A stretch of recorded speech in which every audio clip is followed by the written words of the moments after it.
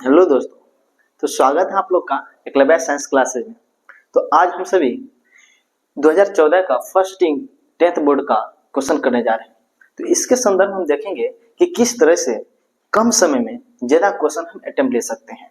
बहुत बच्चा में क्या होता है कि आजकल एक दो क्वेश्चन नहीं, मान कि 50-50 क्वेश्चन बनाने के लिए आ रहा है, और भी इतना 50 क्वेश्चन बनाना बहुत बड़ी बात है और इतना कम समय में। तो इसलिए हम देखेंगे कम से कम किस मेथड से बनाया जाए ताकि ज्यादा क्वेश्चन अटेम्प्ट हम ले सकते हैं। ठीक है, तो इस तरह हम देखते हैं पहला क्वेश्चन। तो पहला क्वेश्चन है कि अल्फा तथा बीटा द्विघात बहुपद का ये मूल है। तो जब मूल है तो देखते हैं क्या है इसमें 1/अल्फा प्लस 1/बीटा का सॉल्यूशन पूछ रहा है। ठीक है, कोई बात नहीं, 1/अल्फा प्लस 1/बीटा। तो इसको यदि हमें पूछा जाए तो आप कैसे बनाइएगा, सिंपल सी मेथड है, इसका -b/c होती है, -b/c। तो अब -b/c होती है तो ठीक है, तो -b कहाँ पे है, सेकेंड टर्म को हम लोग जैसे इसको क्या बोलते हैं a, इसका क्वेश्चन क्या बोलते हैं b, इसको c। तो अब x के आगे में कुछ नहीं है, इसका मतलब a का वैल्यू यहाँ पर हो गया 1, या b के सॉरी x के आगे में क्या है 2 है, तो b की वैल्यू यहाँ पर हो गया 2, यहाँ के लाते 3 तो है ये कांस्टेंट। तो ओके, तो इस प्रकार से मिल गया है। तो -b/c, तो -b, तो माइनस तो फॉर्मूला में है, b कितना है 2, c की जगह पर 3, इस प्रकार से मिल गया -2/3। तो ऑप्शन नंबर बी। ओके, तो क्वेश्चन नंबर सेकेंड में कह रहा है कि x² इसके शून्य होंगे। क्या शून्य होंगे, तो कोई बात नहीं है, x² - 3 = 0, तो x² - 3 सॉरी यहाँ ये जब ये माइनस में साथ जाए क्या हो जाएगा प्लस में। ओके, तो अब स्क्वायर है उस साइड जाएगा तो क्या हो जाएगी √3, लेकिन इतना तक बात नहीं रहेगा सीमित, इसमें प्लस और माइनस दोनों चिन्ह हो जाएगा। तो देखिए आप लोग, तो प्लस और माइनस कहाँ पे, ऑप्शन नंबर बी में। ओके, तो ये भी कंप्लीट। तो अब चलते हैं सेकेंड क्वेश्चन में, सॉरी थर्ड क्वेश्चन में। थर्ड क्वेश्चन क्या कहते हैं कि वृत्ताकार पथ पर, और कोई बात नहीं है। अब इस प्रकार से है, यहाँ पे 2-3 आदमी हैं, सब दौड़ना प्रारंभ करते हैं। कोई 3 घंटा बाद, किसी को 3 घंटा समय लगता है, किसी को 4 घंटा समय लगता है, किसी को 8 घंटा समय लगता है। अब पूछ रहा है क्या कि तीनों प्रस्थान बिंदु पर पुनः कब मिलेंगे। ठीक है, जहां से प्रारंभ किए हैं कब मिलेंगे, तो कब मिलेंगे, तो देख लो इसको तीनों की क्या करेंगे हम एलसीएम ले लेंगे। क्या ले लेंगे, एलसीएम। तो एलसीएम जब लेते हैं 3, 4, 8, इसका तो आप जब 10th में पढ़ते हैं देता जरूर आप डायरेक्ट मौके कर सकते हैं।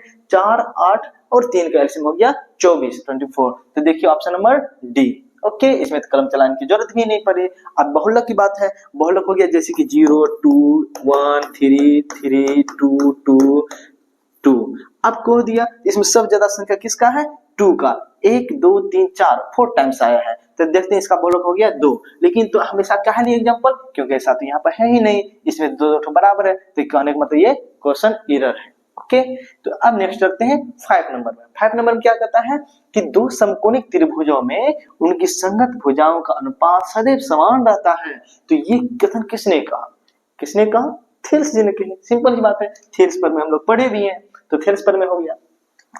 अब आता है मध्य बिंदु को, मध्य बिंदु क्या है, अर्थात मध्य बिंदु का पॉइंट पूछ रहा है, निर्देशांक पूछ रहा है। तो देखिए ए और बी, ए और बी, तो एक जो क्या है यहाँ पर 4 और 6 दोनों को जोड़ दिए, क्या दिए 6, 4, 10, 10 में 2 से भाग लगाइए, कितना हो गया 5। अब इसमें देखिए 5, 5, 10, 10 में 2 से भाग लगाओ, कितना हुआ 5, तो क्या हुआ 5, 5। इस प्रकार से आपका आंसर हो गया ऑप्शन नंबर सेकेंड।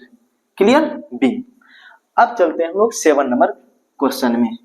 7 नंबर में क्या कहता है, यदि किसी वृत्त की त्रिज्या को आधी कर दी जाए, यदि किसी वृत्त की त्रिज्या को आधी कर दी जाए, तो सिंपल सी बात है, त्रिज्या को आधी कर दिया माने पहले 2 था अब कर दिया 1। ओके, तो परिधियों का अनुपात क्या होगा, देखिए वृत्त की त्रिज्या को आधी कर दी जाए तो परिधि का अनुपात सेम रहता है, परिधि का अनुपात सेम रहता है, और यहाँ तक व्यास का भी अनुपात सेम रहता है, इसमें कंफ्यूज नहीं होना है। तो इसका मतलब 2:1, तो ऑप्शन नंबर बी, कोई दिक्कत नहीं। यदि एक चीज और है, यदि यहाँ पर कह देता कि ठीक है तो क्षेत्रफल का अनुपात क्या था, कुछ नहीं, इसका कर दिए 2, 2 जा 4, 1, 1 जा 1, 4:1, खत्म हो गया। तो ये हाँ आप लोग रेडी हैं, तो देखिए ये वाला, तो कहते हैं किसी घटना की प्रायिकता नहीं हो सकती है, ये बात ध्यान रखिए, 0 और 1, एटलीस्ट 0, एटमोस्ट 1, अर्थात 0 से छोटा नहीं, 1 से बड़ा नहीं। 0 से, एक बार फिर रिपीट, 0 से छोटा नहीं और 1 से बड़ा नहीं। तो इस प्रकार से क्या हो सकता है, ये तो 0 है, ये हो सकता है, ये भी हो सकता है, 0 से छोटा, सॉरी 1 से छोटा, ये भी हो सकता है। अब बताइए ये जो है क्या कह रहा है, 1 से 0 से छोटा है, -1 है, इसका मतलब ये नहीं हो सकता है। ऑप्शन नंबर डी, ये तो लाचार पड़ा हुआ था, हम ढूंढ लिए इसको। अब देखते हैं क्वेश्चन नंबर 9, क्या है, √2 cos थीटा इक्वल टू 1। तो अब यहाँ पर कहता है थीटा का वैल्यू, ये नूनू वाला सवाल है, क्या करना है, cos थीटा इक्वल टू 1/√2। अब इसका तो सब कोई आंसर जानता है, ये तो याद करने का चीज है।